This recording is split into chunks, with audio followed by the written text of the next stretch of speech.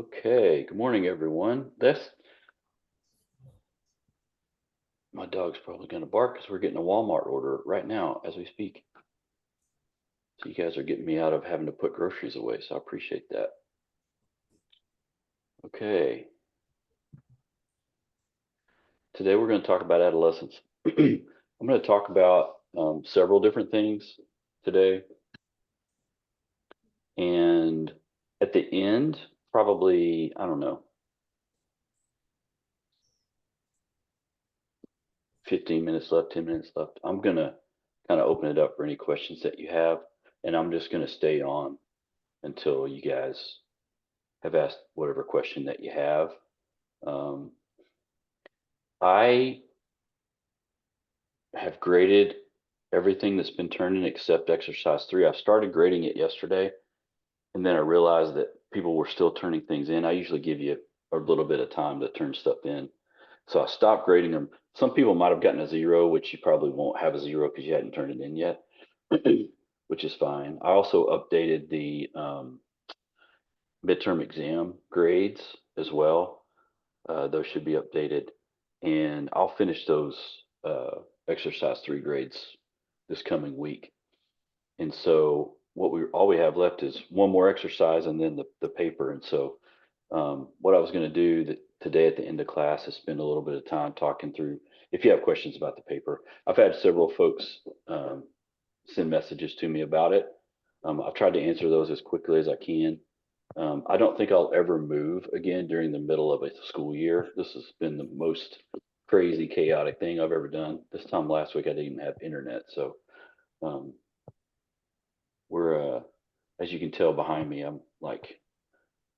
we're barely in here. So um, I'm gonna try to answer any questions that you guys have about the paper or whatever, any question that you have. And so, but today we're going to focus solely on adolescence, and I'm going to spend most of that time talking about middle school and high school. Um,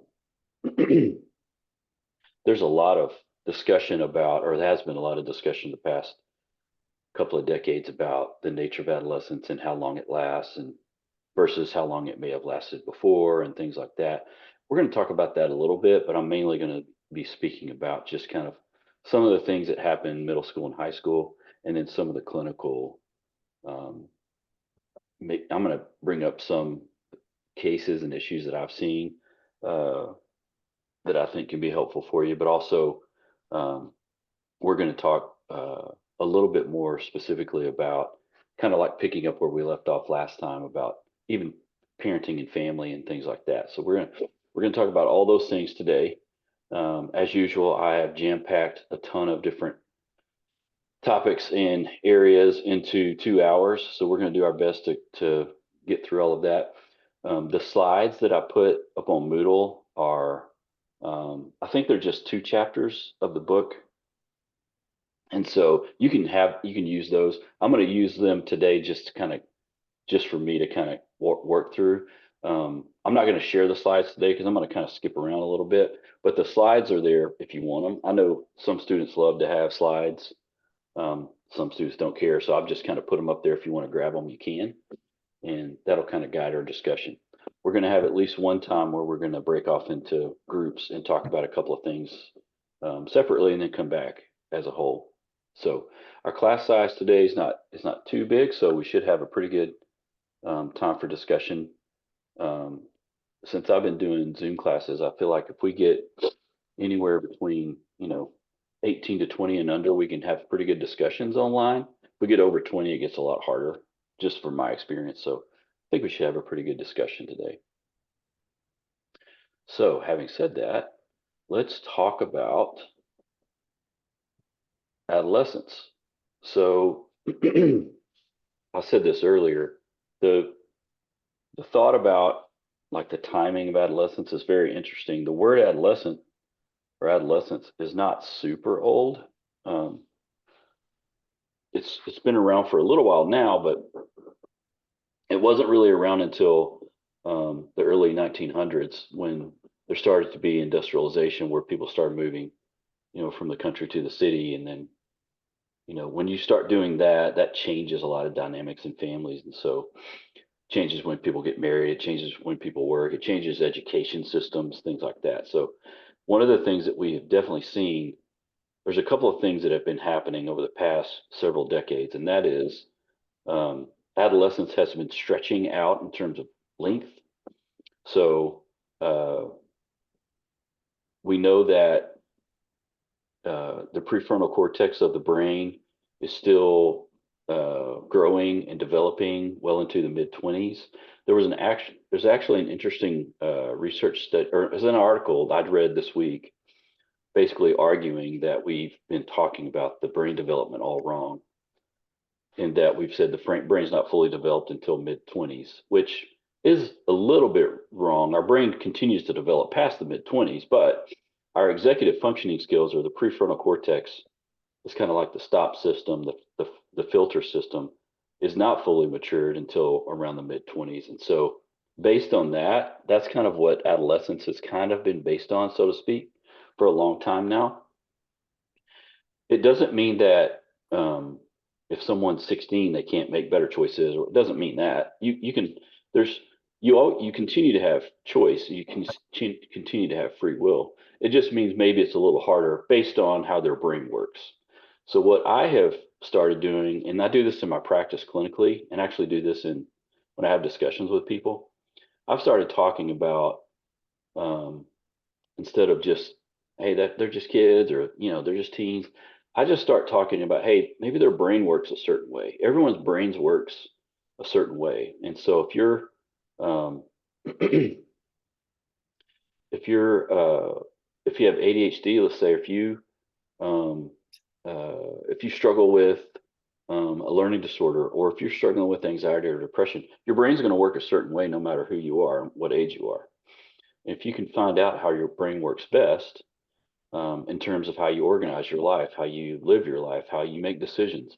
If you can figure out how someone's brain works the best, you can help them really kind of draw on that and use that to their advantage.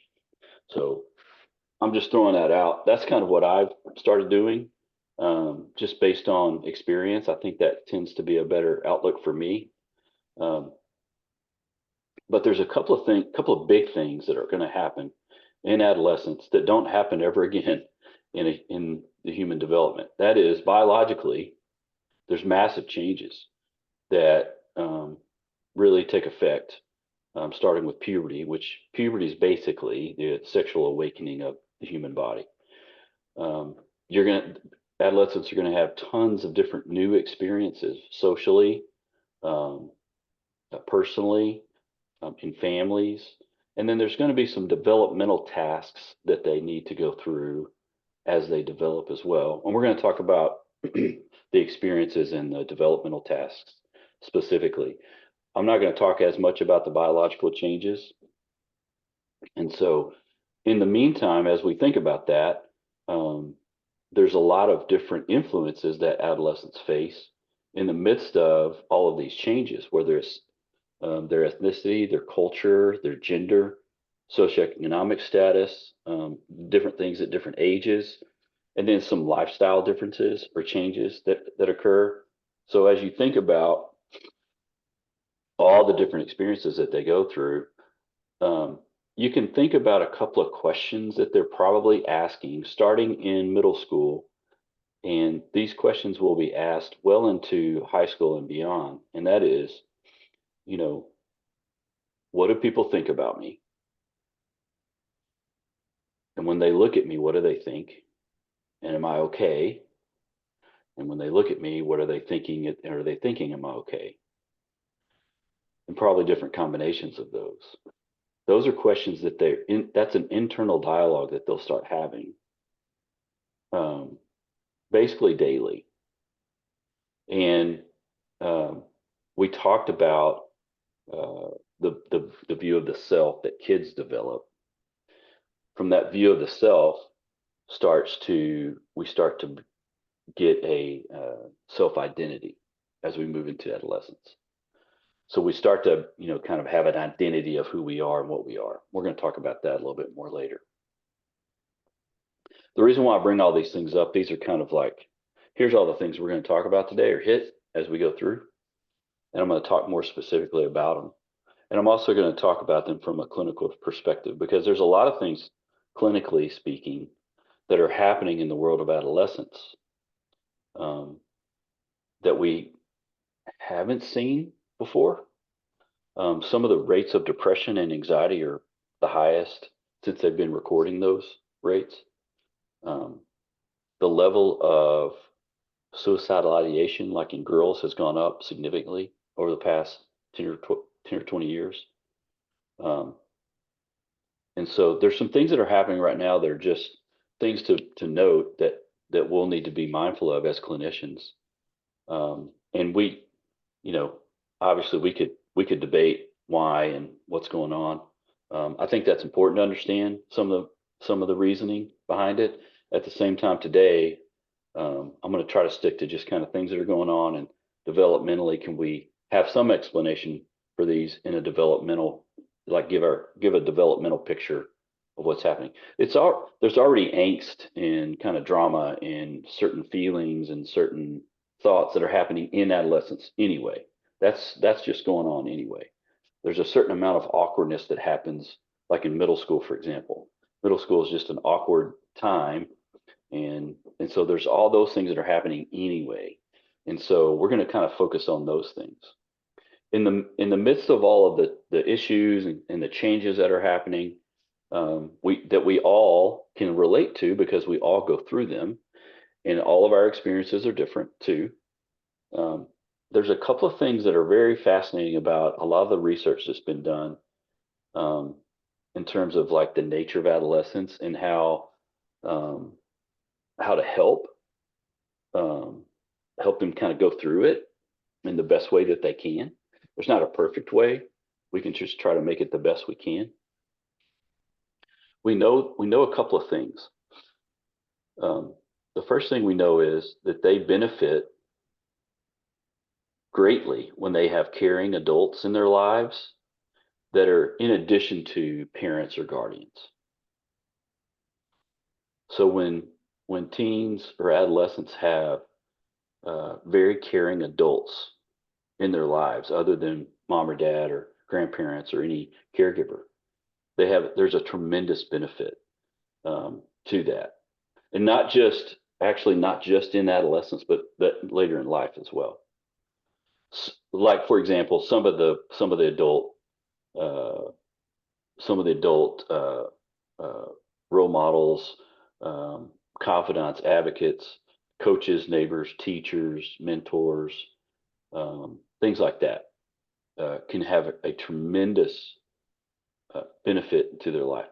Um, and this is something that uh, started being tracked, I would say, like in the early 2000s. There was a couple of studies that were done about this in particular, in that we began to see kind of a systematic uh, gap being developed between the adult world and the teen world, which is always kind of there anyway, just because of the nature of the adolescent development. But this was happening a lot more and a lot more systematically. And as a result, you had a lot more kids trying to figure things out on their own away from adults a lot more than there had been, which is saying something because that was already happening anyway. Now, having said that, there's always going to be a gap between the adolescent world and the adult world in terms of like figuring things out and thinking things through and kind of wanting to do their own thing. That's going to happen. That's a normal, natural part of development. It's also one clinically, is if you work with parents long enough, that you'll realize they do not like that. It feels uncomfortable to them because they've gone basically from their kids talk to them all the time, they're around them all the time, pretty much everything's going on, and it feels like sometimes like the next day they have a wall between you and them, which is pretty normal to happen, but it just feels uncomfortable. So there's always a little bit of a space between, an adolescent and their caregiver. There's always going to be that. So we know that sometimes other caring adults can kind of enter in that space and kind of be a bridge between those two worlds. And like I said, coaches, neighbors, teachers, mentors, whether maybe it's in the church world, in different, not just like pastors, but different volunteers that work with adolescents in churches, in schools, any of those areas can kind of be a bridge um, for them, which is kind of important because of like we said, some of the big changes that are happening. And so I don't, I think that this, to me, this area is so very important. I think it's extremely important to have really good adults around teenagers that are not caregivers or parents. Um, and I'll give you an example of, there's a couple examples I could think of that I think make this really important. The first thing is, and I know that we have some folks here that are either parenting teens now or have parented teens. Um, and you you as a parent can tell your kid whatever, give them advice, or hey, have you thought about this, or you know, hey, let's work on these areas, whatever. You can do all kinds of things and talk to them and tell them, and they might say, yeah, okay, and then probably won't do it. But if any one of you that had a relationship with them went up beside them and said, hey, have you thought about, you know, XYZ? And parents had just said the exact same thing, right? They will think you are the smartest person that's ever walked the face of the earth. And parents don't get that benefit. They don't get that type of, um, uh, whether it's respect, or they just don't pay attention to it as much. They do eventually when they get a little older, but having that other adult that's there that can kind of come behind and give the same basic maybe advice or suggestion, or ask a question, can be totally different than mom and dad doing it. And it's really frustrating to have that happen. But at the same time, it's probably better than them and a group of their friends trying to figure it out on their own, which is happening anyway.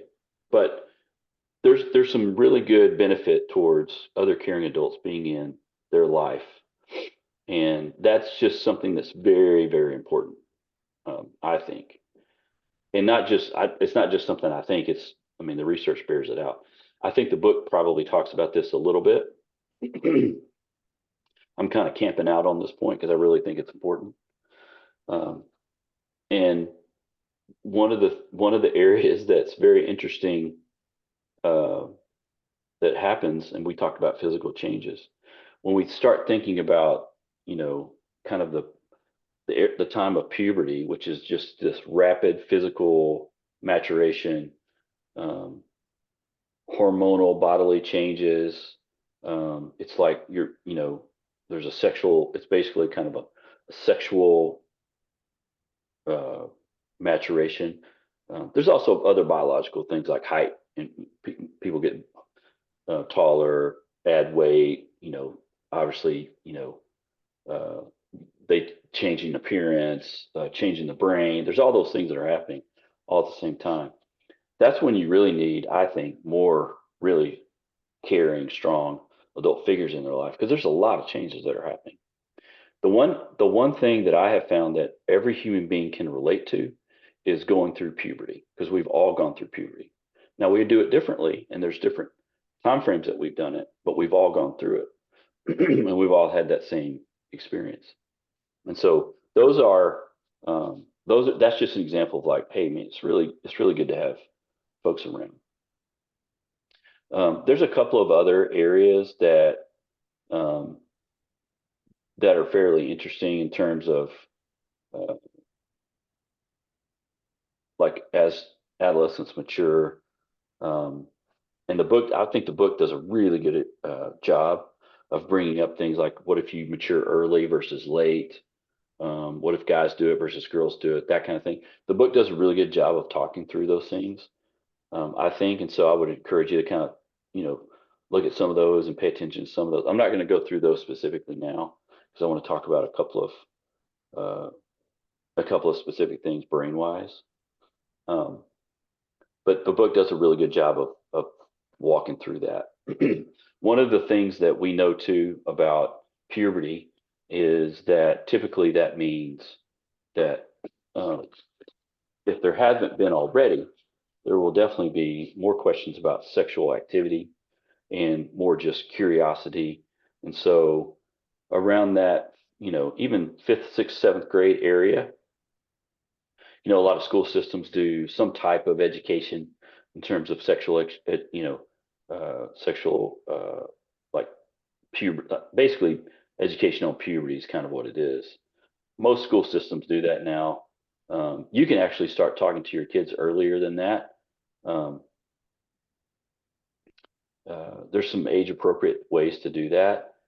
I I encourage. I've done this a lot. I get a lot of interesting uh, comments when I talk about this. Um, there's a few studies that have been done that are fairly interesting about talking to kids about sex. The the the there's a there's an approach that we had taken for a long time that basically, if we don't talk about it, it won't happen. Or if we don't talk about it, we won't really have to worry about it.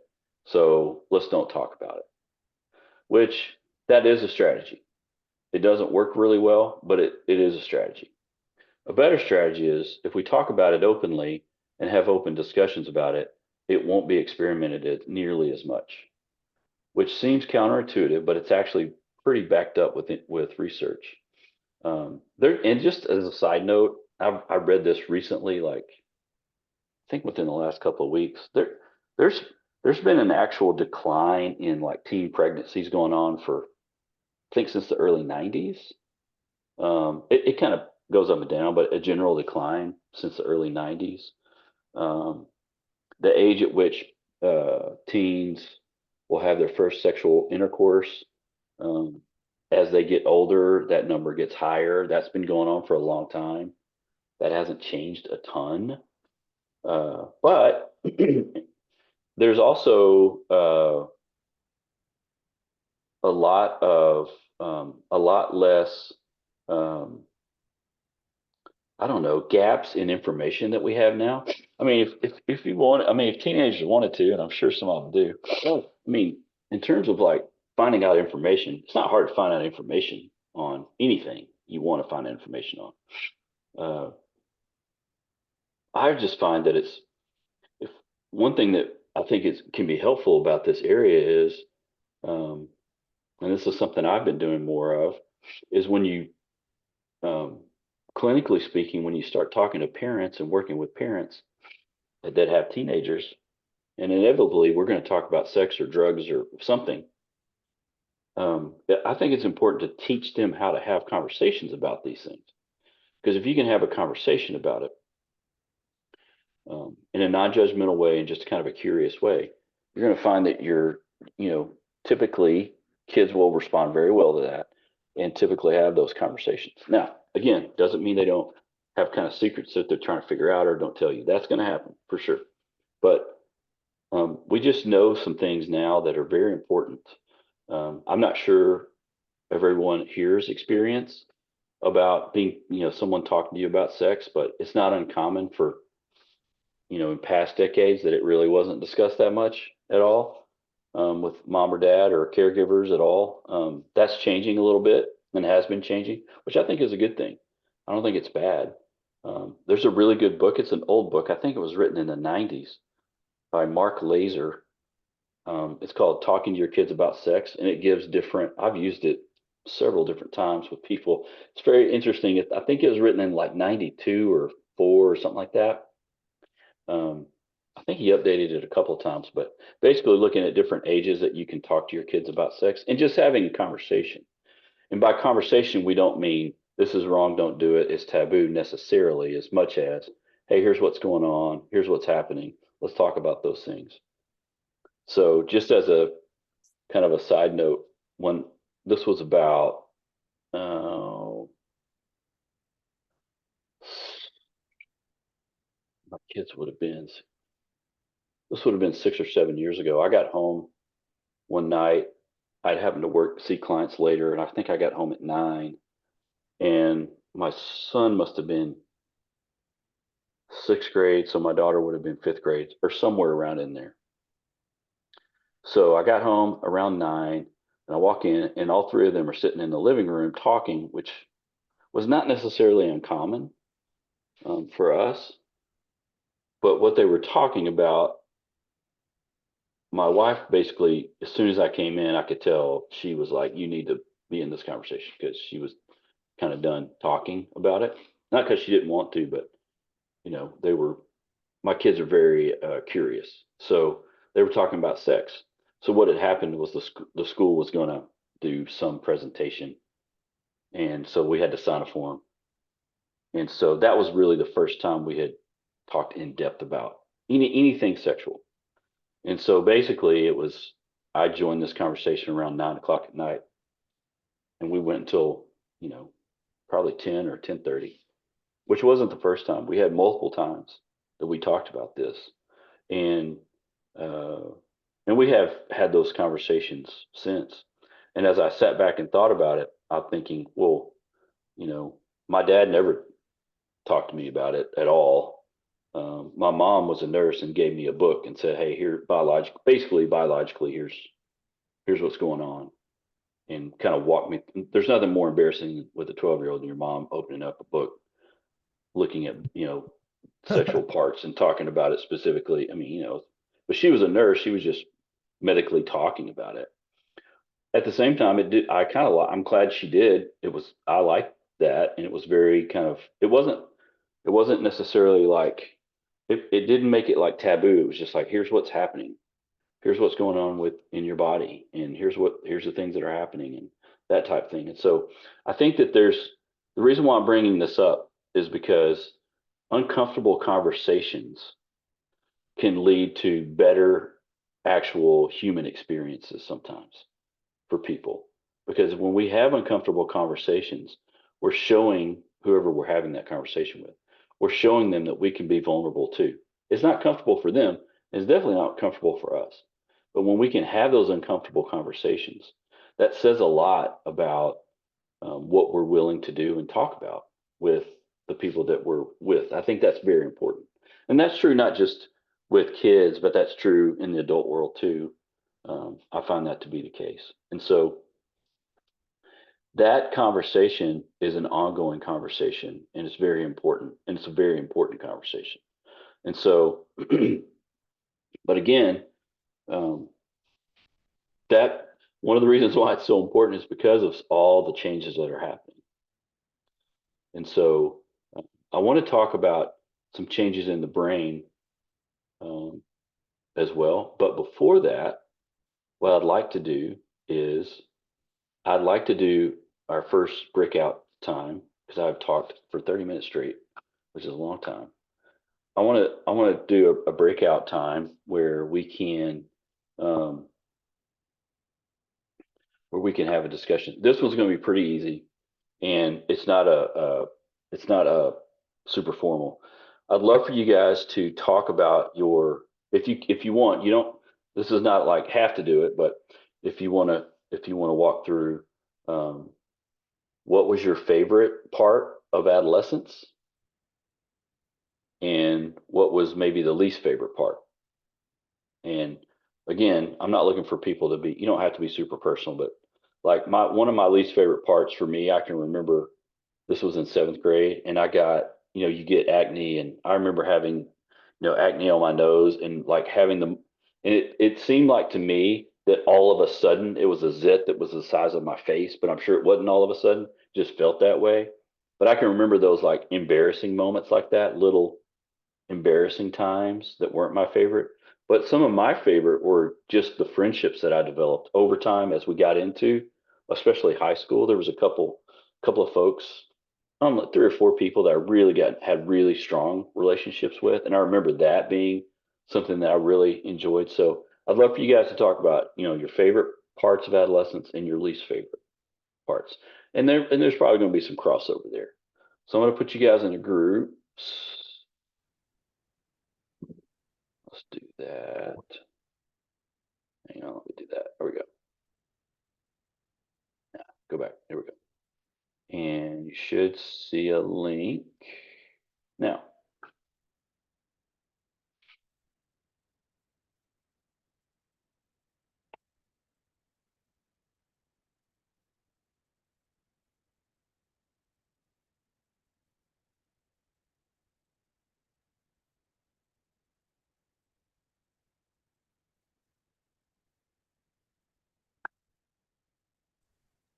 You know, it would be fitting to keep going. All right. Anybody have a favorite experience they want to share?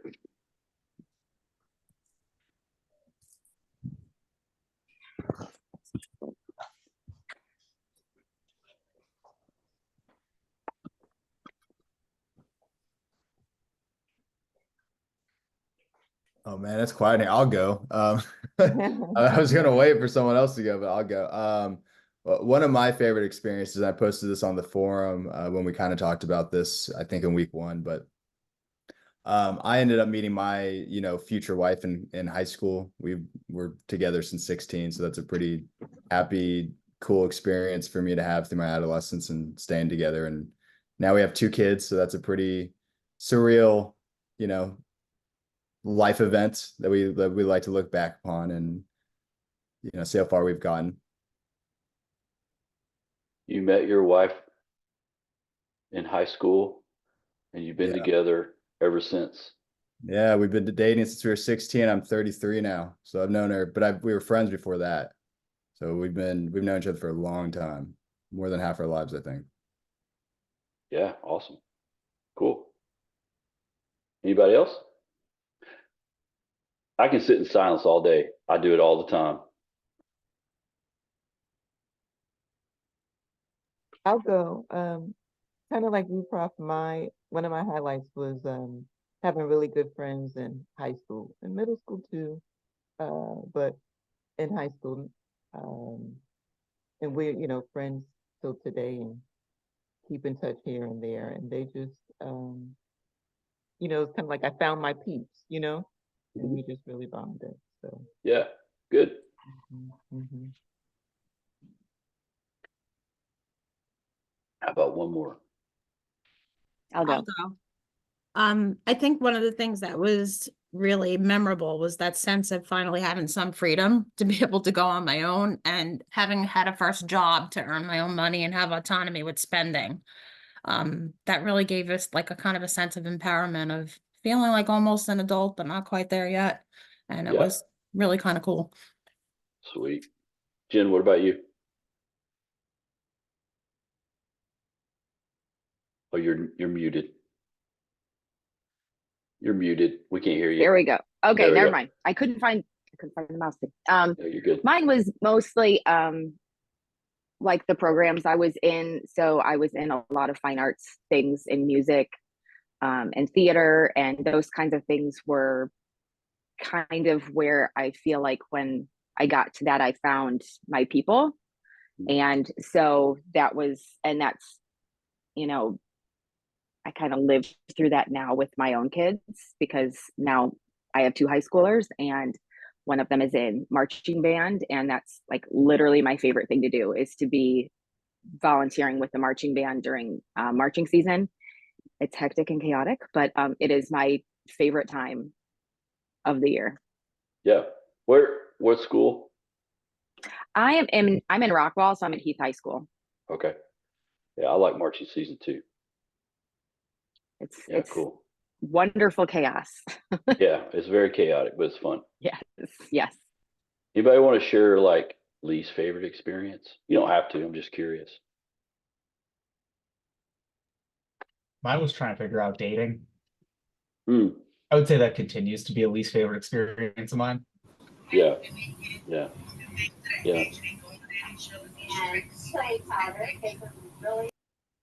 That's funny. Yeah. You said it's an ongoing. Oh yeah, just so much awkwardness. Yeah. I think I'm getting better at it. Just took me 20 something years, Well, that's all right. That's okay. We don't get better at it things sometimes until we're not good at it. That's right. Anybody else? I would probably say for me and probably for a lot of the ladies, the time when you figured out that you're going to have a cycle for the next so many and so many years. That was a big hit. The little the starting of the cycle during that period. That was huge. Yeah. Yeah, Good. I was gonna say that was awkward for me too. Can y'all hear me? We can. Oh, okay, I have my headphones. Okay. So anyway, yes, that was awkward for me too, especially I don't know if I commented on it in discussion post, but my mother did not tell me to expect that. So when it happened, I was like in sixth grade, like we did not talk about my body at all. So yeah, that period of time was very awkward. I was in the sixth grade, this is happening. I'm not sure why it's happening. So yeah. Well, here's a fascinating thing about you guys. I've been teaching this class since 2012. This is the first time a lady has mentioned this. I've asked this question to every class. So, and I don't obviously bring it up because I don't know anything about it. So I'm glad that you guys are bringing it up. I think that's good. Oh my, I'm surprised that's never been brought up because that was never been brought up. Yeah, that's the first thing Latricia and I were talking about was that, and I had the similar experience where my mom didn't tell me anything, and I was telling Andrew and Latricia that I went to my volleyball coach and told him I needed to go to the ER. So yeah, well, yeah. Why would that was fun? That was not embarrassing. Yeah. So yeah, yeah. That's it's so interesting. Yeah, you guys are the first ones to bring it up. It's interesting. Let's talk about a couple of things. Do you guys like the groups? Y'all like doing the breakout times? Are those good? I like them. I think it's good to do. I'm gonna talk about a couple of things. I've got a couple other breakout topics. I think we'll get to both of them. I want to talk a little bit about just like brain change, like changes in the brain and things like that. I don't remember if I put this up online or not. If I didn't, I will put it up there today. I had a really good video. I don't think I have it. I don't think I put it up. I didn't put it up yet. No, I don't see it. I have a really good video that was done by a group in the UK about just changes in the brain, but also just like about empathy and like taking other people's perspective and how that changes and develops starting in adolescence. And it's a TED talk, but it's a really good video. I'll put that up online for you guys to watch. It's about, I don't know, 7 or 8 minutes. But it's really good. There's a couple of things to think about when we think about like changes in the brain. I talked really briefly at the beginning about the prefrontal cortex, that kind of judgment, filter, decision-making spot. It does a lot of different things. I do want to be specific about what I'm going to try to say here. It is developing fully for a while, but it doesn't mean that it's not used fully until our mid-20s. It just means that it's continuing to be developed. And so there's some like the evolutionary psychological theory about it is that part of our brain is not as old as maybe the inner part of our brain, and so that's why it's evolutionary wise taken a while for it to develop. But basically, there's a couple of things that are happening. That's one of them. That prefrontal is really coming on board and really kind of accelerating its development. There are changes in the limbic system, specifically in the amygdala, which is kind of where our emotions center is located. It's a little bitty almond shaped part, right, like straight in the middle of our brain, kind of behind our eyes and straight down from the top of our skull. But that limbic system is kind of the seat of emotions, and this place where we experience rewards. as well. So it's doing a couple of things. And so when we feel those rewards, we have a tendency to repeat those things that we feel rewarded with. And that is really active, super active during adolescence. The time when the brain is the most active is, right around infancy into toddlerhood, and then the second time is adolescence, where it's really active and it's starting to actually prune some things and accelerate other areas where, we're starting to, the other thing we're starting to do is decide on, our identity, our belief systems, even what we want to take in or not take in, what we think or what we don't think. And so, but that process is not like a short process. It's a pretty long process. It lasts for a little while. And so that's one of the reasons why sometimes teenagers could say one thing one day and then 2 weeks later say something different or whatever. There's just a lot of changes that are happening to them. And so it's also highly influential at the same time. Our reward system is basically influential all the time. That's basically the truth of every brain all the time, right? So when we do something pleasurable, especially we like it, we want to do it again. It doesn't have to be sexual pleasure. It could be any kind of pleasure. Like, I'll bring this example up a lot. Like, I love Snickers bars. Like, my daughter just got me a Snickers at Buc-ee's last night because I love them.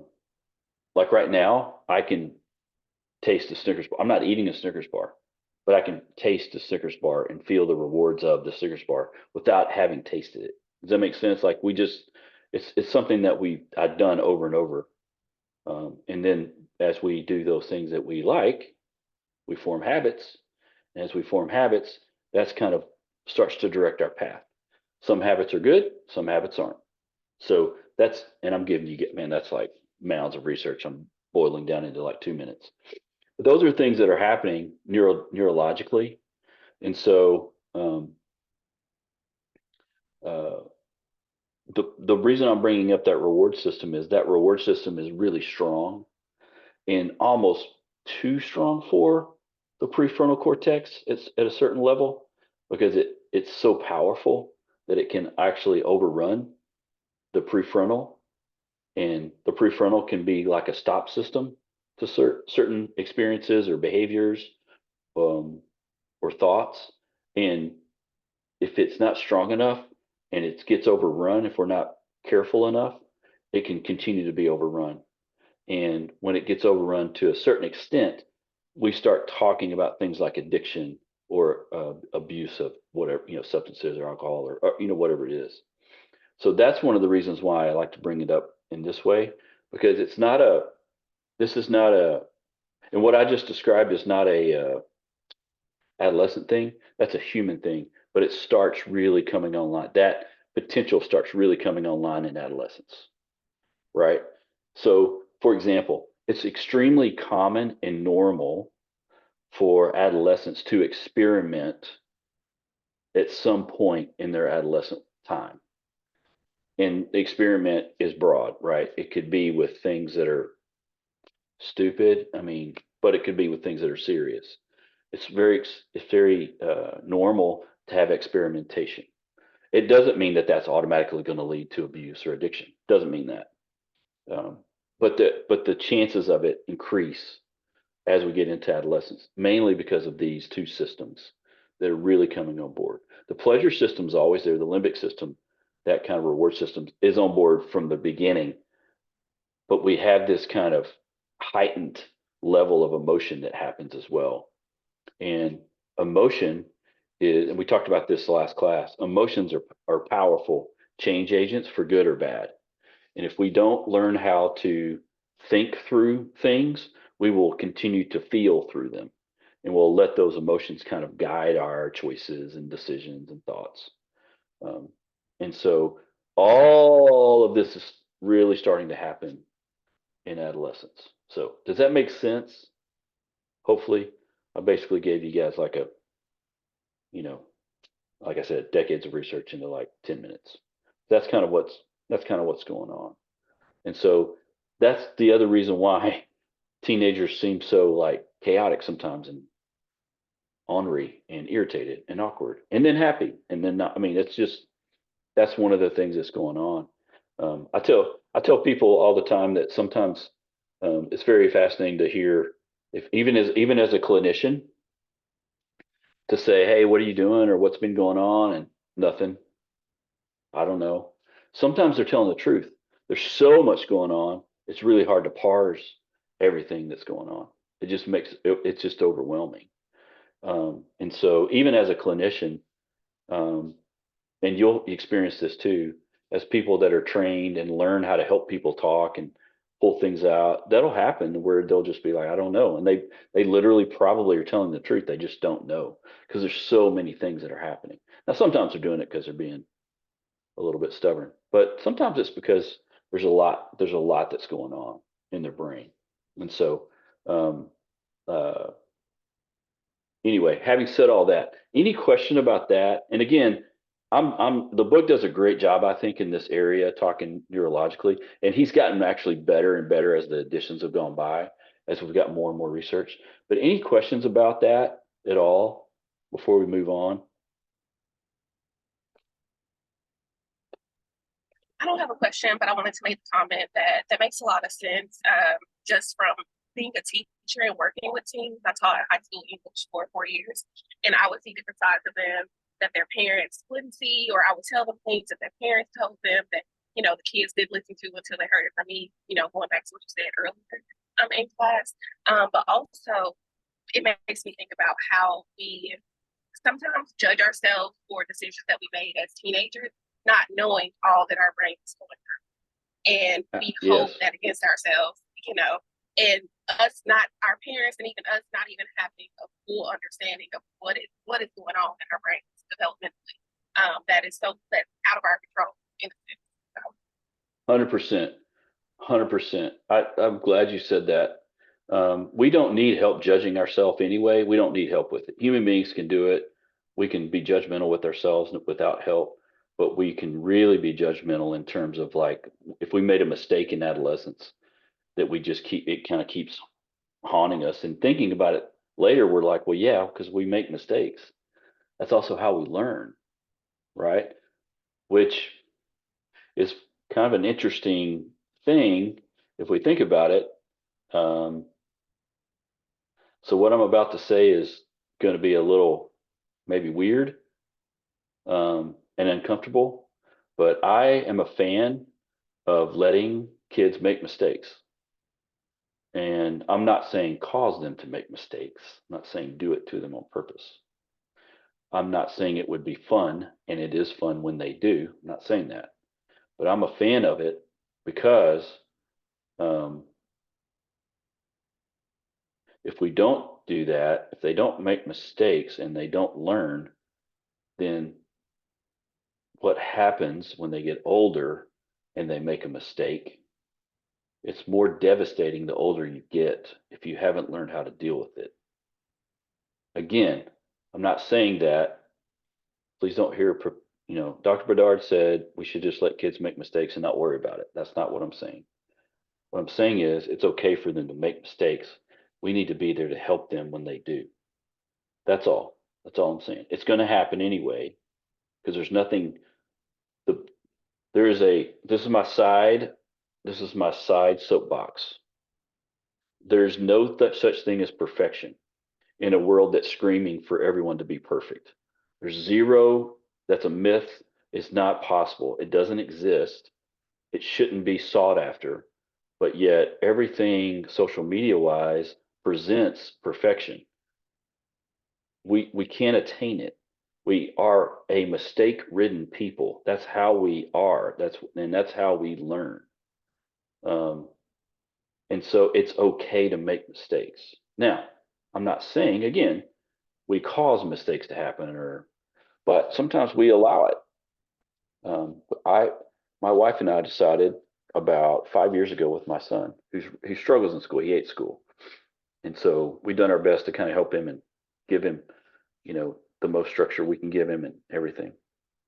But he started struggling, and we saved him when early on, And we decided not to do that anymore. And so we don't do that anymore. I don't even check his grades anymore. Which sounds really foreign to people, but I don't check his grades. He's responsible for it. And if he fails, that's on him. And he doesn't get to be in band. And he doesn't get to, do things he really likes doing. And that's something we decided that we were going to do. Now, having said that, I don't want him to fail. I'm not a fan of it. I don't like it. No one likes to see your kid hurt or be hurt. No one likes that. At the same time, there's a lot to be said with trying something, not being good at it, failing, learning, and trying again. There's a lot to be said about that. And neurologically, that's how our brains actually work the best, if that makes sense. Our brains don't work well when everything is always fine. We actually work better as a people when we're actually in discomfort a little bit. Now, having said that, I'm not saying we all like to feel discomfort. No one likes it. No one likes to feel it. Like, I don't really like riding my bike, my Peloton for 90 minutes. It's not very comfortable. But if I don't do it, then I'm not going to be in very good shape as I get older, and I'm going to have other problems, right? I don't know anyone there's very few people, I'll say like small percentages of people that are like, I love running marathons. It's so awesome. It doesn't hurt. That's not true. It's horrible for your body.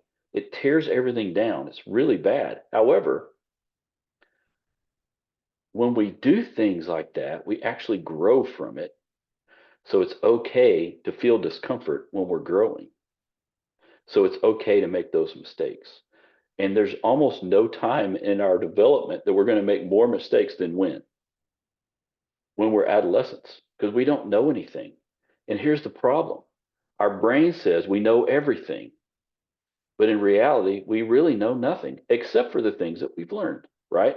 Like the things that we try and we don't do well at, and then we learn. We're like, oh, wait a minute, let's don't do that thing again. Because what if we do something, have a result, and don't learn from it? We do it again, right? Like we'll do the same thing. And then we'll do that, and then we don't learn from it, and then we have that same result. We don't learn from it. And then they end up coming to therapy and working with us. And we're trying to help them see that, hey, you're doing some of the same behaviors that you've been doing, expecting something different to happen. I know people say that that's the definition of insanity. A little bit. Sometimes it's because no one's walked alongside us and go, hey, have you thought about it this way? Or it's just simple questions sometimes in a therapy room or a therapeutic conversation of, hey, how has that worked for you in the past? How is that working for you now? And then you all of a sudden can start thinking about, wait a minute, maybe it hasn't been working. Maybe I need to think of it a different way. Which that's our job, is to help people think things through in a little bit different way. Not tell them what to do or make decisions. We're not doing that, but we're trying to help them kind of think things through in a little bit different way. Does that make sense? Hopefully. I just said a lot of things at once. It kind of went a little bit kind of round and round. Makes sense. So making mistakes is okay. It's actually a good thing. Now, consequences are different, right? Depending on the mistake, the consequences could be massive, right? Now, I'm not advocating that we don't think about that at all. If you've ever taught someone how to drive and they're going down the road and they don't see a stop sign, you don't say, oh, let them, let's go through that stop sign and let's see what happens. No, I'm not advocating things like that. You tell them to stop and maybe you yell at them to stop because that's going to save their life. We're trying to keep people safe, but at the same time, it's okay for us to allow them to figure some things out on their own.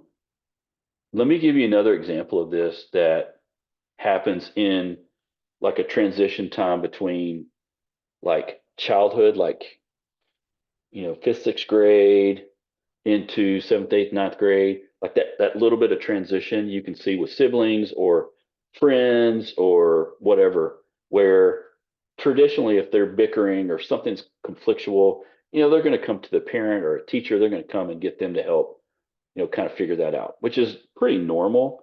if we always do that, then what are they going to do? They're not going to figure it out on their own. They're going to expect for that other figure to take control of it, right? Does that make sense? So at some level, we have to let them figure it out. Does that make sense what I'm saying? I think this is actually a big deal with That's lots of parenting things that we're going to come in we're going to come in contact with in the therapy room. Sorry, Isaac, I didn't mean to cut you off. no, you're not cutting me off. I'm just affirming you. Basically, yes, all this is making sense to at least me. Yeah. If we don't allow people to figure some things out, then what we're doing is hindering them in the future.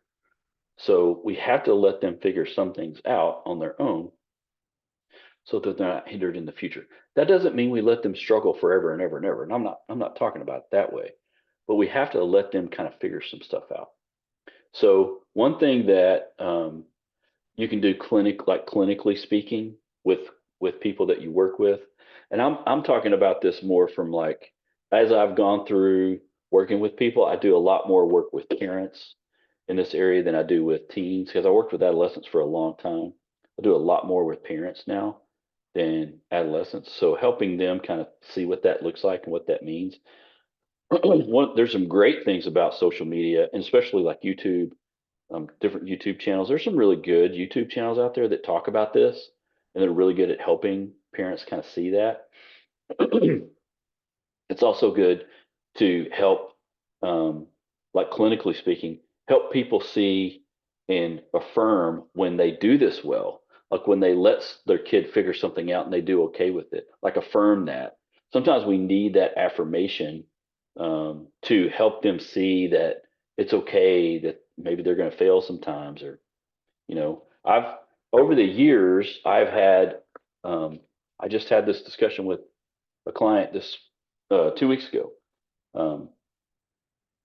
I've worked with a client that's got a 19 or 20-year-old son. He's in college, and the client's really struggling with a bunch of things that are going on. And there's a bunch of different variables, but he will track his son, like Find My Phone track his son who's at college, like periodically during the day, or especially when he thinks he's supposed to be at a certain place and he finds out he's, somewhere else.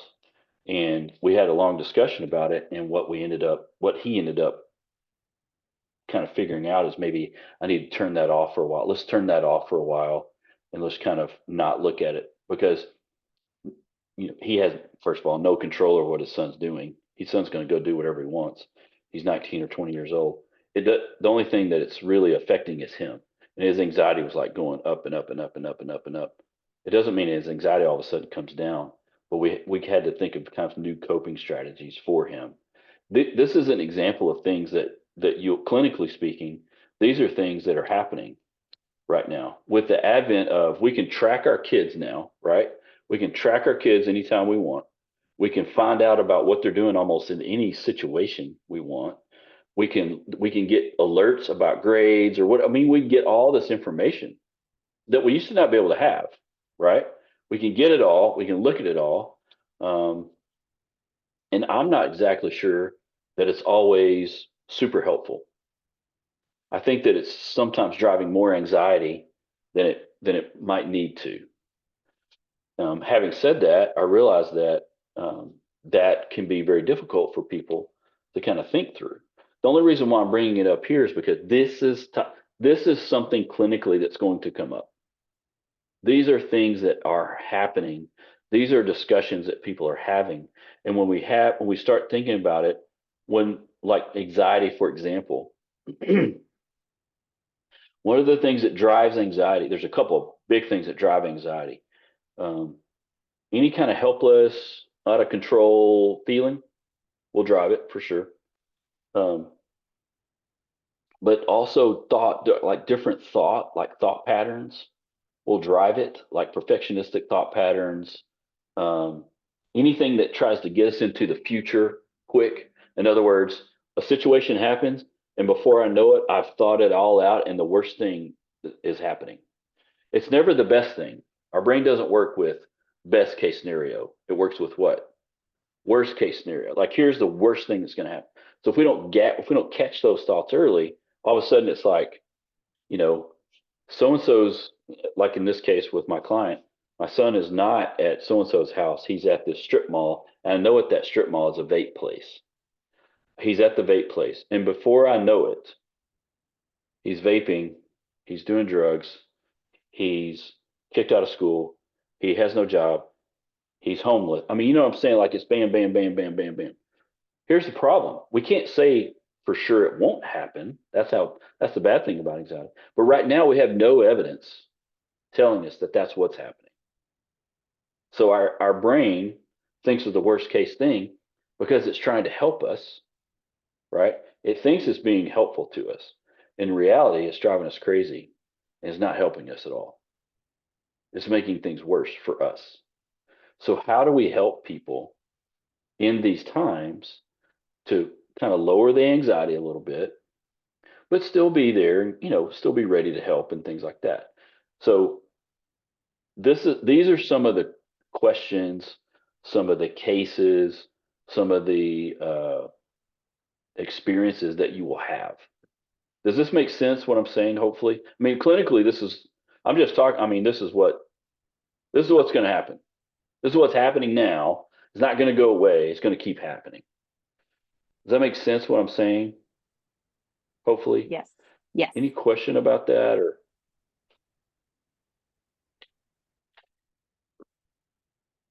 Jen, I didn't mean to interrupt you.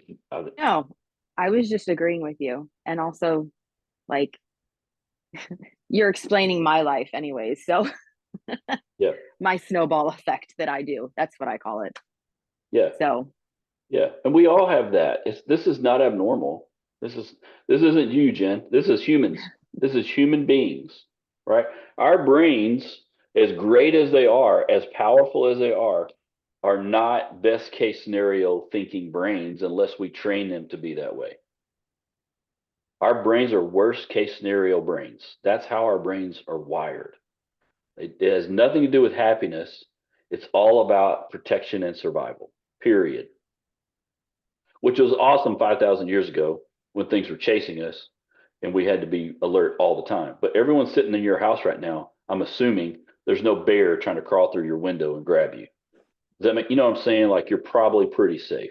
But in our mind, we could be totally like in trouble right now. We could feel like, oh my gosh, I'm under siege, but we're not physically, right?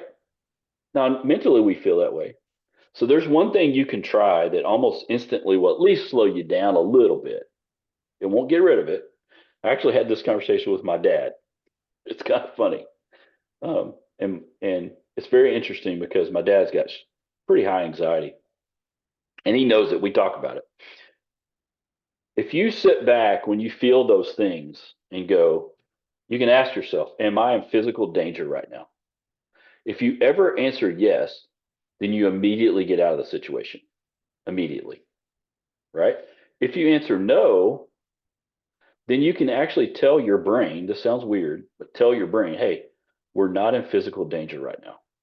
I don't feel good. I don't like this feeling, but I'm not in physical danger. That will actually lower some of your anxiety and stress a little bit. Not, it doesn't make it go away, just lowers it down a little bit. You can talk to yourself and tell yourself that. And this is something I coach and work with clients on all the time. Even teenagers. This is a skill I think that if you can learn how to do it and kind of do it quickly, the snowball doesn't get a chance to grow and build, and all of a sudden it's an avalanche heading for the village. It's going to wipe us all out, right? Does that make sense what I'm saying? Hopefully. No, that makes a lot of sense. In our household, we call it spiraling. So when you just like are thinking about every worst thing, every worst possibility, and then yeah, we try to do reality testing, which is essentially what, in a sense, what you're talking about, and then also grounding yourself. So finding like like if you're having a really bad anxiety attack, trying to sit down, and just like label your senses and what's around you, and that usually gets you a little better at least. Yeah, if you do, that's what I call it, 12-3-2, 12 things you can see, 3 things you can hear, 2 things you can smell. The smell one's usually a little harder. You can do touch too, but anxiety especially, and depression works this way too. You want to put yourself in the present. We want to be in the present, not the future and not the past. We want to be in the present. We want to be right here, right now, where we are, right? That's super important. Depression works in a little different way because depression, which the levels of depression in the adolescent world are skyrocketing right now. Super, super high, not just for girls, but for guys too. That level is skyrocketing. It's actually skyrocketing in some older adult populations too. And so depression works in a little different way. Depression is more like kind of past focus, regret focus, sad, that type kind of area. And so that you work with a little bit differently, but you still want to be kind of in the present. But that one is also a lot of times like like you will turn inward. You know, something's wrong with me, whether it's a guilt or shame, or even if you didn't really do anything wrong. And so, you can do some of these exercises in terms of depression. But one of the best things to help with depression, honestly, is what's called behavioral activation, where you can activate certain behaviors. Go outside, take a walk, get off your phone, get off your screens, put things down for X amount of time. Journal, write down all the thoughts that you're having. Capture those thoughts and try to reframe them. Nature, being out in nature, this is going to sound really strange, but there's actually studies about this. Walking in the rain helps people tremendously. Now, I'm not saying sit out there and get sick. I'm just saying, like, there's something about basically being in nature, even in the rain, kind of like snow does. Snow is kind of the same. It's like a phenomenon that we experience, but being in the rain actually helps. Things like that. So basically, taking down the walls between us and what's outside can really help. But we want to get what's inside our brains outside. We want to get that out somehow. So any way that you can do that will really, really help. I'm talking about some of these things because these are definitely the areas in which you're going to work with people clinically, adolescents and adults. It's going to happen. It's just a matter of when. And some people, I don't know. Like we haven't really talked about this very much, but some of you might want to work with adolescents, and that might be what you want to do. Or some people might want to work with adults, or various different ages. Whatever you want to do, I think is great.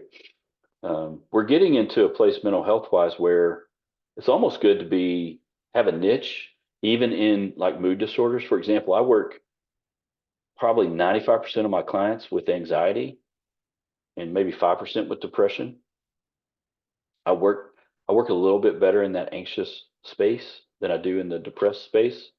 That's just me, but I have colleagues that I work with and I have peers, and I know people that work really well with people that are struggling with depression that do a great job in that area, but maybe struggle a little bit working in anxiety. And so it's almost like it's okay to have a kind of a niche, in either spot, because you can really help people either way. These things are just, and I bring this up too because all of the research is telling us things are just, these types of mood disorders are increasing.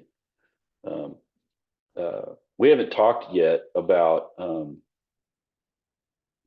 at least in the adolescent world, we haven't talked as much about learning disabilities yet in adolescence, like ADHD.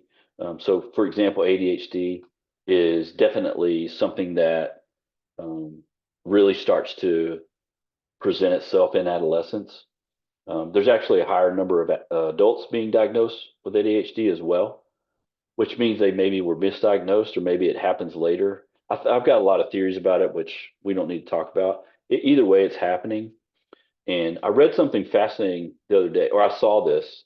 I don't remember where I saw it, but I think I'm not actually on TikTok. My wife is, so she sends me stuff. think this was on Instagram, but it was a TikTok. I think this person was trying to say something specific, but the way she was saying it was like really kind of confusing. Basically saying, hey, here's how you conquer. She was saying, here's how you conquer ADHD, kind of thing, like that kind of language. You don't conquer ADHD. You have strategies for it.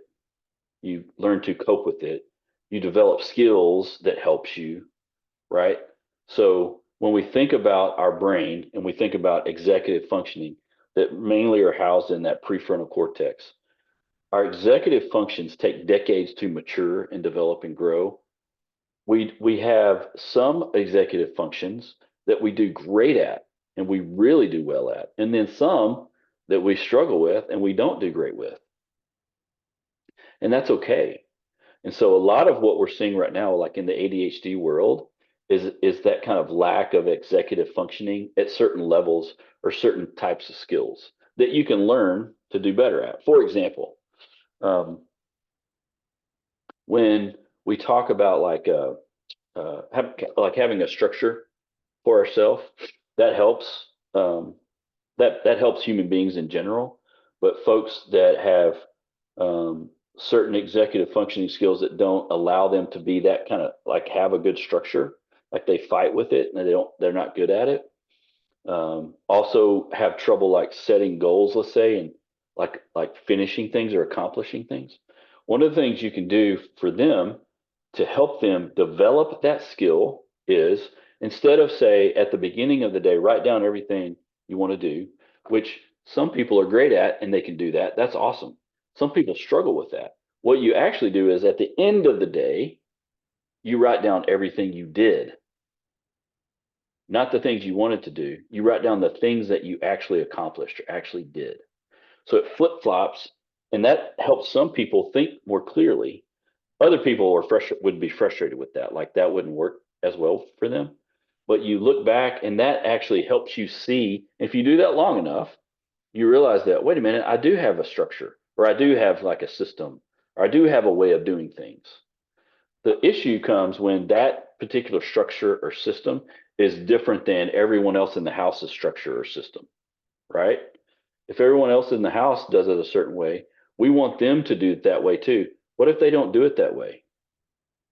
Well, then we're having some trouble because it makes the other people uncomfortable. And in the ADHD world, this is what I'm about to say is very important. In the ADHD world, one of the things they really struggle with the most from an early age is not necessarily developing coping skills. They're all developing coping skills all the time, every day. What they're really struggling with is the fact that they're being shamed for how they think and the structure and the way in which they do things. That's what they're struggling with. Because they're basically being told, not necessarily overtly or on purpose, that the way they do it is what? Wrong, instead of what? Different. Right? So for example, if I spend my time telling anybody, teenager, adult, kid, whatever, if I spend my time working with someone that does something different, then I would do it. Like I wouldn't do it that way. I would do it this way. And if I said, you're doing that wrong, even if it's not verbal and not overt like that, if it's implied. If I did that once or twice, that's one thing. What if I did that hundreds of times over time? Then what do you pick up? I do this wrong. I can't do it right. I'm wrong. Then it turns inward, right? Because we've talked about this idea of identity. We're forming an identity, right? If we form the identity that we do something wrong, that means I'm wrong. If that's our identity, what's that mean? Like, what's the implication as we move forward? That is the question I want you guys to talk about in your groups. Okay? If we're forming our identity, which identity formation is happening in adolescence, it's not just stopping there. That's when it starts. Okay? if we're being told in our adolescence, in our identity, that we do this wrong, if we're told we did something wrong once or twice, that's not a big deal. I'm not talking about corrected behavior, guys. Okay. Not talking about that. I'm talking about using something like you're doing that wrong, but really they're just doing it different. Some of you are going to relate to what I'm saying right now. Some of you might not, and that's okay. If we do something wrong versus we do it different, but if we use that word different and we change it to wrong and we tell them hundreds of times what's going to happen to their identity as they get older, right? That's what I want you guys to discuss in your groups. Does that make sense to everybody? Okay. I'm going to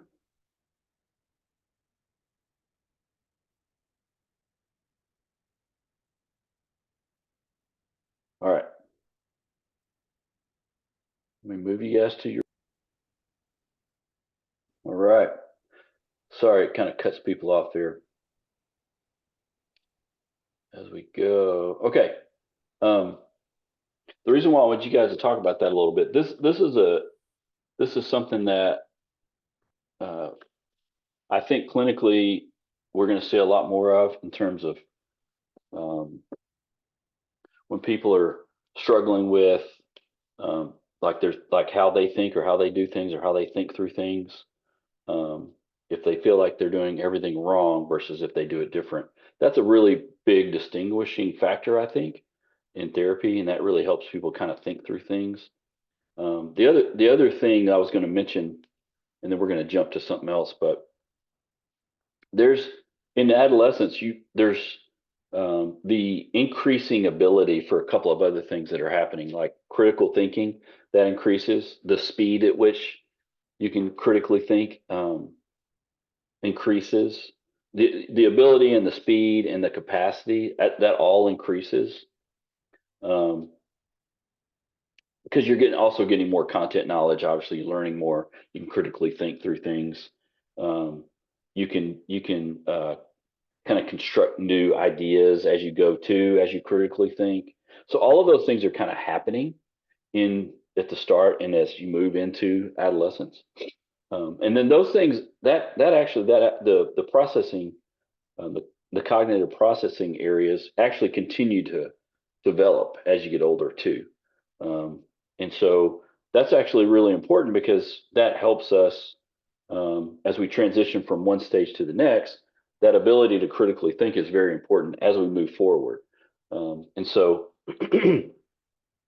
I think the one area that not just schools, but just education in general is trying to kind of think through right now, even at Amerton, we talk about this is because we have so much information, how do we help people critically think in the midst of all the information and how do we help people learn how to do that? That's something that I think is probably different in our world now. I think I mentioned this last class. Developmentally, the stages haven't changed a ton, but the environment in which we live in has changed dramatically.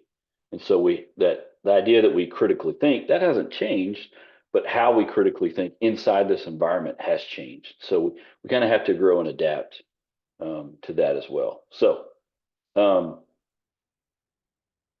was one other thing.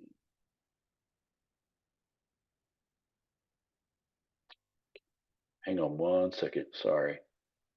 Yeah, pull this other thing up here. I think I'm gonna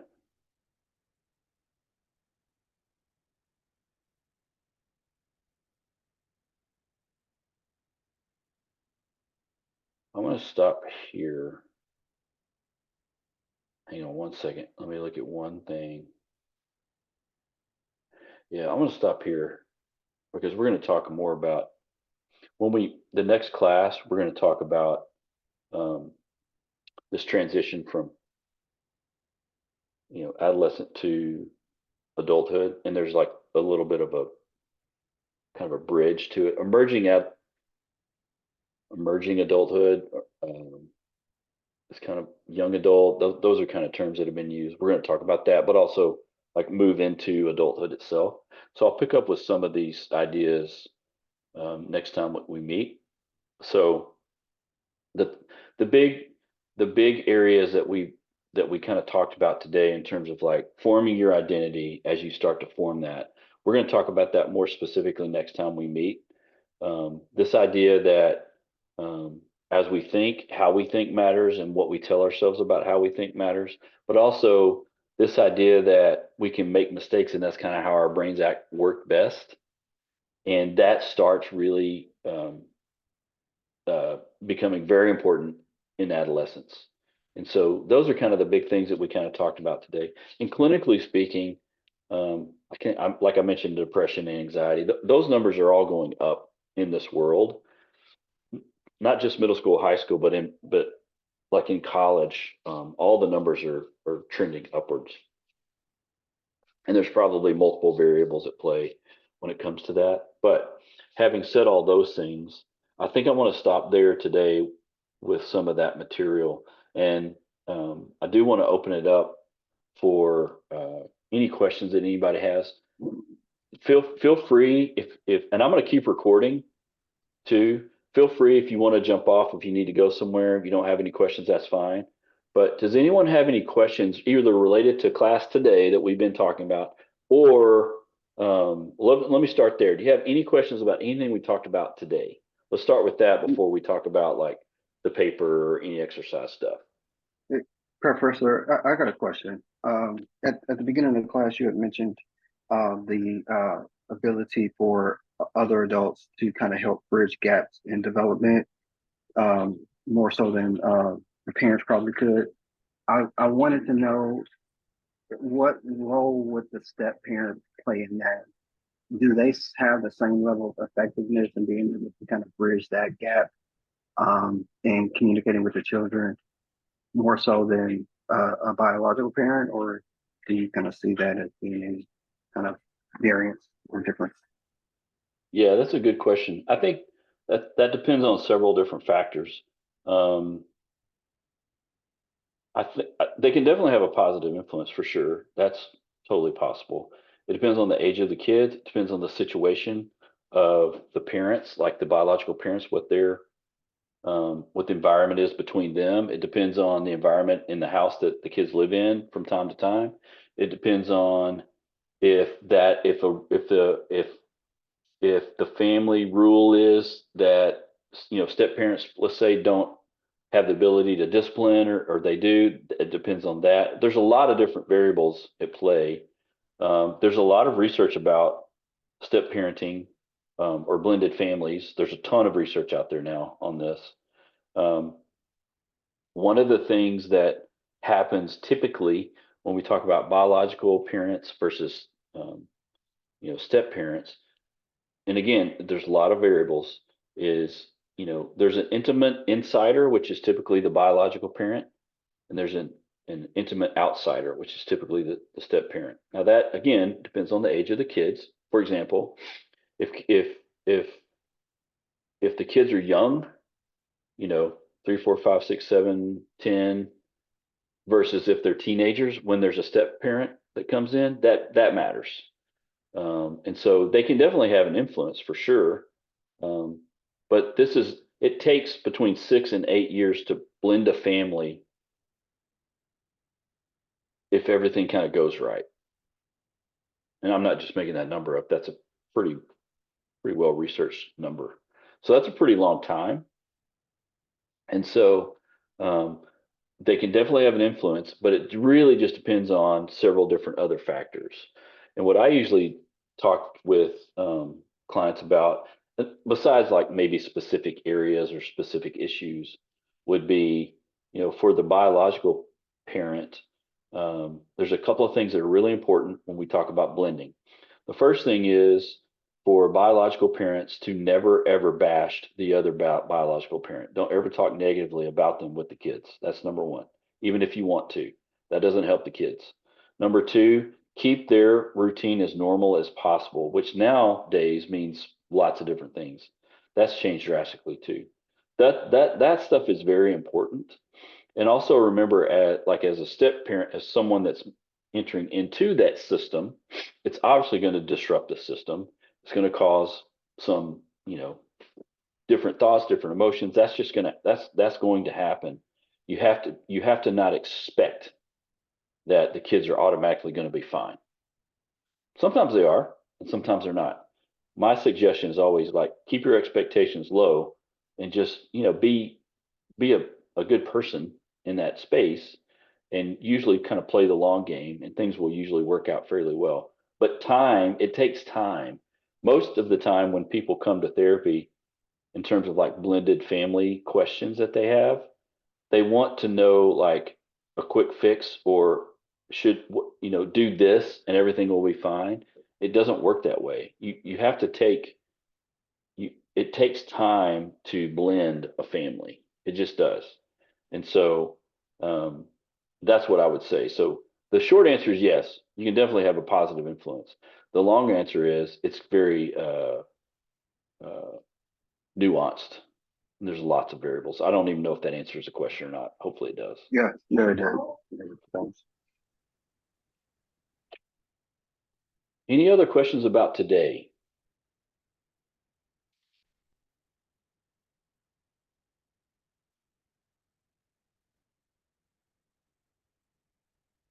Okay.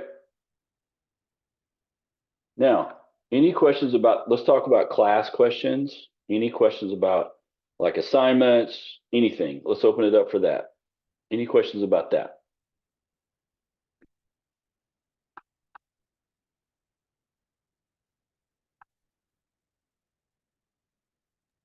I'm looking at the guidelines for the reflection paper, and I guess I just want to clarify: are we just picking one stage of lifespan? Like if I pick adolescence and then answer the questions about focus specifically on adolescence.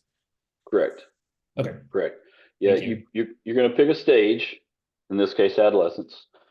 You're going to give part of the paper is given kind of that general description, right? Cognitive, social emotional development. Just kind of give a brief kind of look at that. Then you're also going to pick a disorder or an issue that happens in that stage. And the more specific that disorder or issue is, the better, usually for research purposes.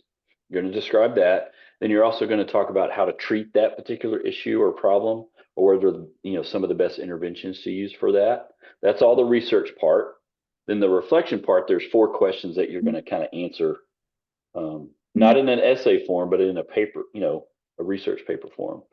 That reflection part is not necessarily, you're not citing anything, or that's just your questions that I'm asking you about about this assignment. So it's really kind of, there's a research part and there's that reflection part.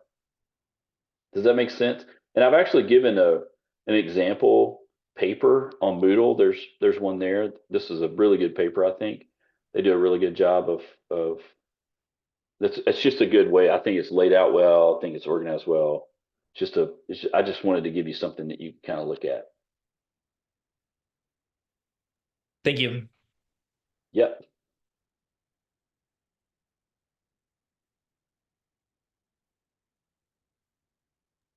Are What you else? accepting those papers before the due date? I'll take anything, anytime. Okay. Yeah, it's due May 11th. You can already load it if you want. There's a link there on Moodle.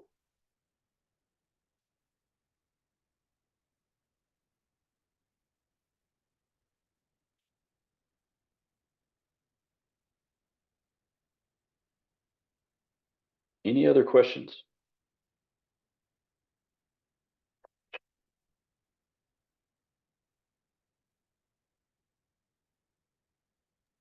Are we kind of open up to any questions at this point, or still specific to class? Anything. Nah, Okay. anything. I had a question. I believe in first session you said that you were the practicum professor as well. Is that correct? One of them, yeah.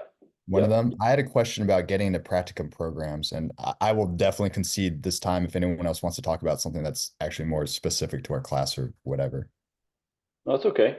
Okay. You're going. Go for it. Yeah. So I'm basically like about 20 weeks, 30 weeks away from, starting practicum. I'm of course going to take my CP, the exam, whatever it is, before I am able to do that. In terms of finding practicum sites, how soon do you typically say that you should like be looking for them and contacting these places? Because you know, there's a big list. I was looking at some stuff close to my work as well. Because maybe I can just like shoot out, you know, and come back to work or whatever it may be. I would say you said so you're like 3 semesters away, 3 quarters. I'm like 5 classes away. So depending how I Okay. want to do it, you know, I Yeah. got time. At Yeah, least 6 yeah. months. I would say you'll spend most of your pre-practicum, that 10-week pre-practicum, you're going to be doing that. You're going to be finding places.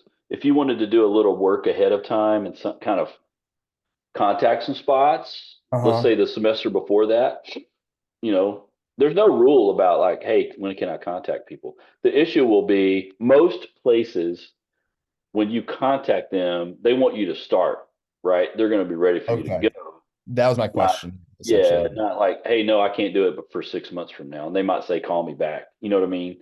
Okay. That's probably something will happen.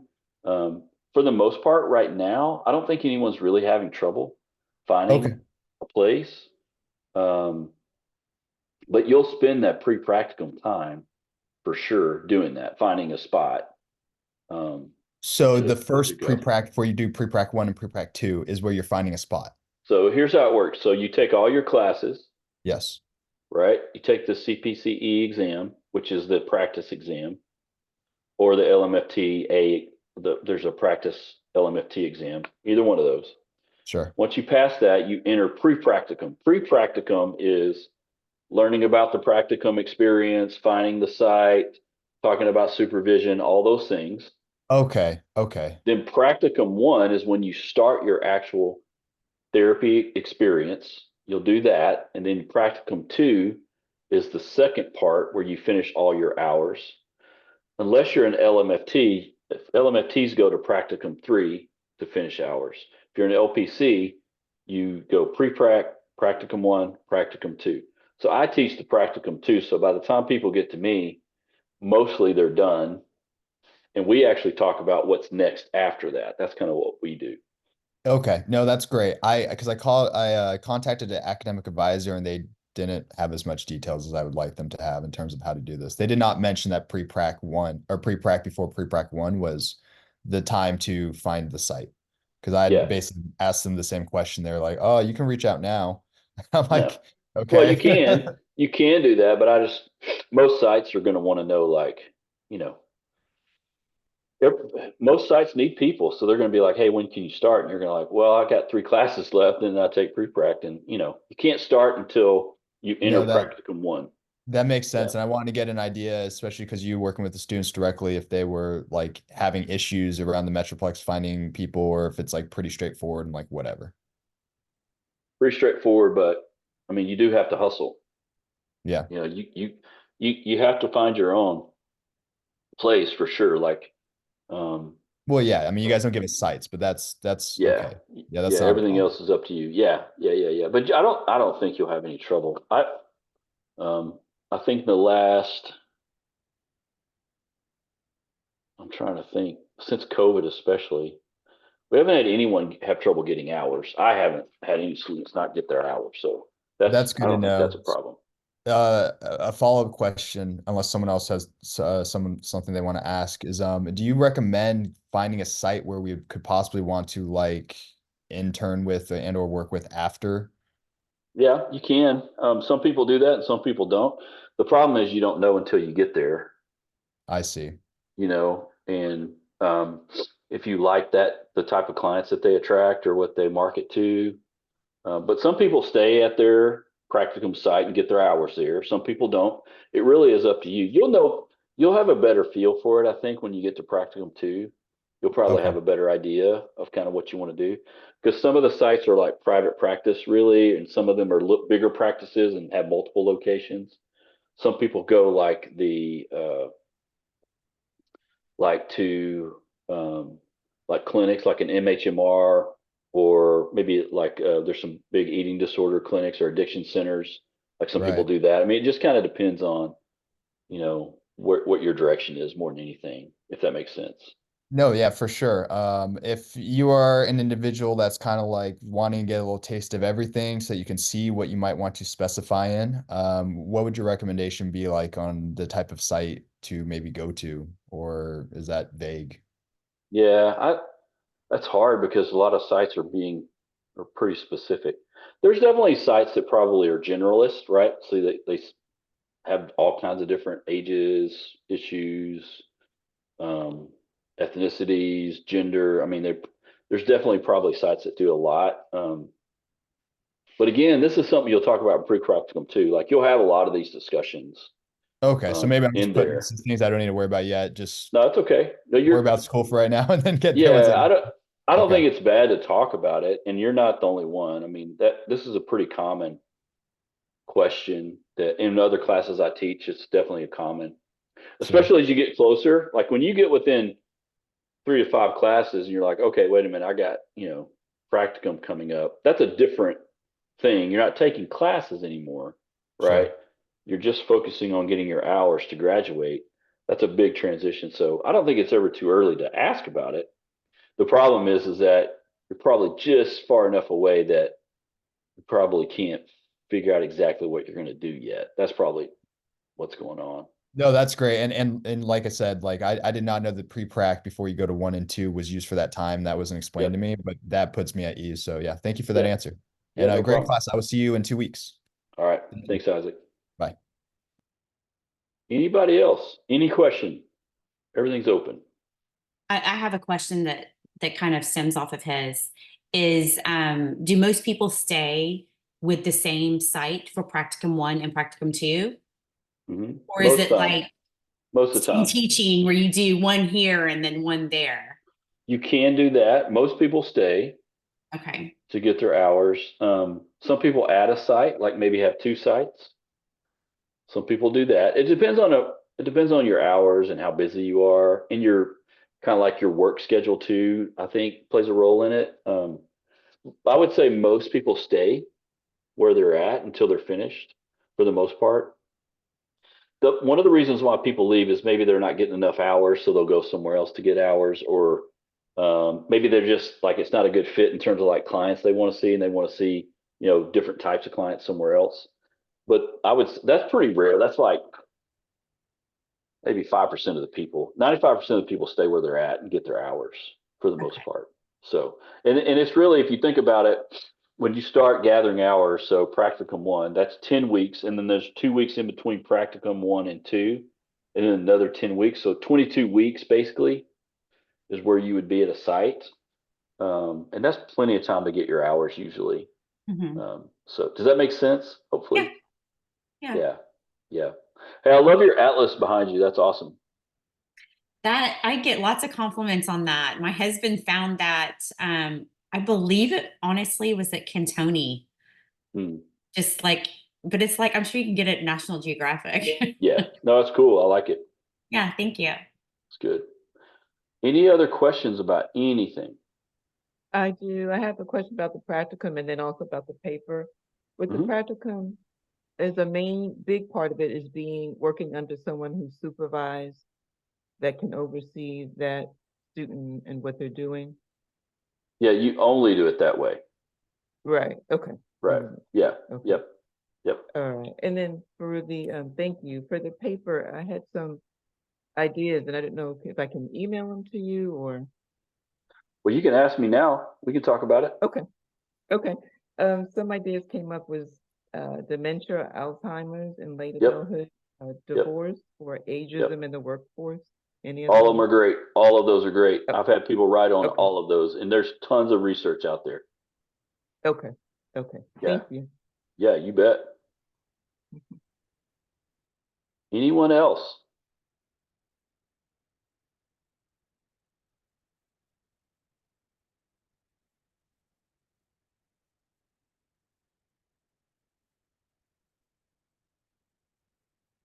Okay. Obviously, you can always email me and send me messages if you have questions. But other than that, it's a great Saturday. It looks like it's going to be rainy, so maybe we should all take a nap because that's when we take naps, when it's rainy on Saturday. So I hope you guys have a good weekend. And I think we meet in 2 weeks, I think, right? I think that's right. May something, May. Am I saying this right? Someone better check me. Better check my math. Yeah, May 11th. Yeah, we'll meet on May 11th, which I think is 2 weeks.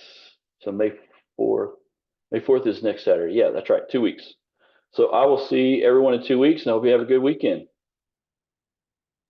Thank you. Bye, guys. Bye-bye.